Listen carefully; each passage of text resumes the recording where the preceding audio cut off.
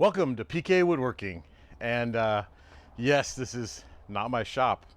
So I'm going to lead you kind of down a journey here a little bit to talk about some new stuff that's happening. So I'm going to insert some video here in a second that started in December of 2019 when my wife and I decided we were going to build a shop. So this is the side yard of my house. And at that time, there really wasn't anything out here. There was a shed that you'll see in that video probably, and then this whole area behind me. And there was lots of plants and stuff on that hill back there. But I had it all removed because the idea was, after talking to an architect and a contractor, that we could figure out a way to build onto that hill, maybe a daylight basement. Found out that was going to cost a crazy amount of money. And then the idea was, well, instead we could do something that goes into the hill, comes out past this retaining wall. It was going to be way too expensive. The other part of the project that's probably going to get explained in the video too is that I have an easement on this side for the storm drains of my house. It's 20 feet from the side wall. So that made it a little challenging about how it would even fit back here. Back then, I think we were looking at something like a 600 square foot shop to build back here, and yeah, just not possible to make it work. So hello everybody, this is my first video. I wanted to show you a snapshot before anything started of the space where my new workshop's gonna go. And I know it's hard to see like the distances from here, so I'm gonna flip around and show you some video to get you a better idea of what we're trying to accomplish. So I'm giving you a really wide telephoto, or sorry, like a wide range view of this, so you can kind of understand. We're about 25 feet from that back wall to this retaining wall, and we got to have setbacks. What we're going to do is the contractor is going to build this, so he's going to kind of cut into this with a daylight basement sort of a foundation, and then he's going to straddle this gigantic retaining wall I had put in when we first moved in, and then the building will come all the way out here to kind of take care of this little round area in the front. You see a small shed in the back I built many years ago. That's actually on an easement, so I can't build 20 feet from that wall. So hopefully it'll be somewhere like 20 by 36. We'll see how far we get when it's all said and done. But hopefully that gives you an idea of, at least before we start, what the place looked like. Fast forward after this video. So since you saw that video, we made a decision, since that wasn't going to be able to happen. My wife just kind of said, well, since that's not going to work, why don't you just take over the 2-car garage? Because we have like a 3.5-car garage kind of a situation. And I used to be in the 1.5-car garage as my shop. And so we just kind of swapped it, and she was going to park her car in that 1.5-car garage, and I was putting the shop in my 2-car. So I did that. There's all the videos of my shop build throughout then. And since I didn't have to put a ton of money into a building, I decided instead I was going to, just acquire some better machines, which, if you follow my channel, you've noticed that the shop space continues to shrink and shrink and shrink. And hopefully I can give you a small snapshot of that later today on this particular video, just to show you how incredibly cramped it is right now, preparing for what's coming next. So I want to kind of bring you over now to the other area of my yard and kind of talk through that a little bit. This is part of the other part of my yard. So very lucky to live where I live and be able to have this size of a lot. We have about a ½ acre here, and don't be judgy, because I haven't really done any upkeep since we made the start to this, because I knew we were going to have to do some re-landscaping after this was all done. There's 2 patches of grass that used to be in my yard, and behind me we've kind of consumed one of the pieces of grass with what's going to be the shop. Lots of rules. Has to be 5 feet off my neighbor's fence line.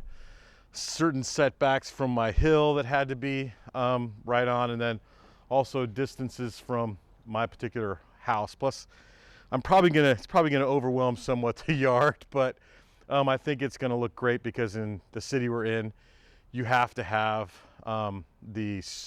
any outbuilding you build has to basically look identical to your home. So it's gonna have the same concrete tile roof, same stucco, same bump outs, same everything in general. So should look good. And it's 22 by 45, so 990 square feet on the outside. Started construction with the concrete getting saw cut out and the removal of the grass and everything about 3 weeks ago.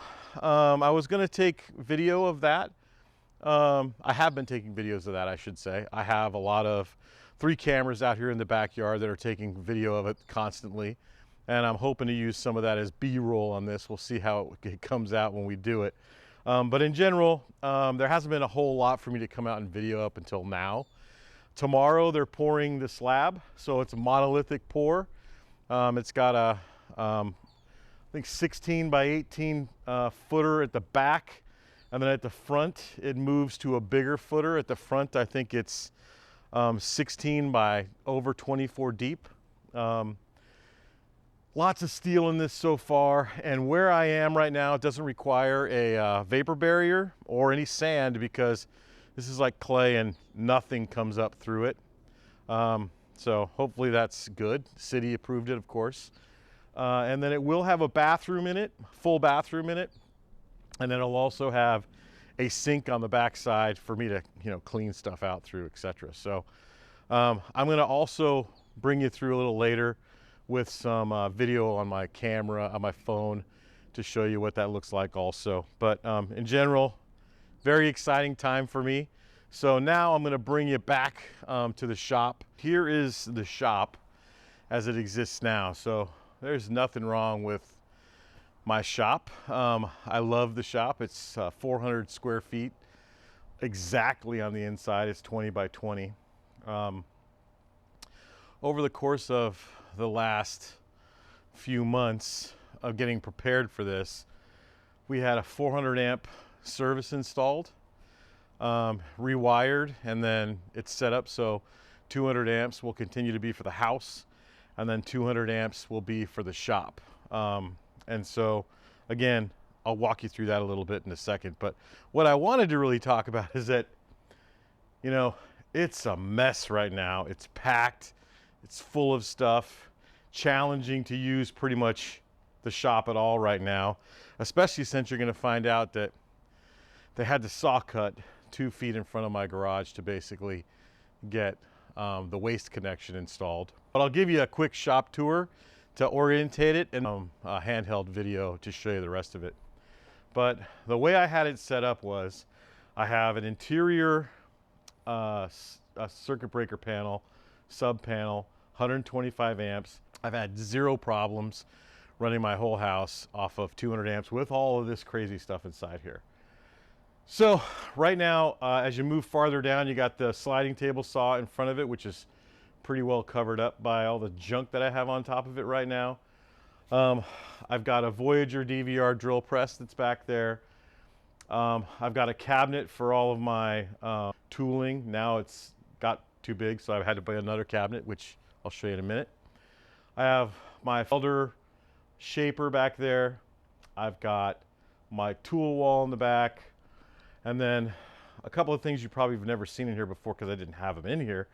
But I have a Grizzly spindle sander. I just never had it in here. I had it in storage before.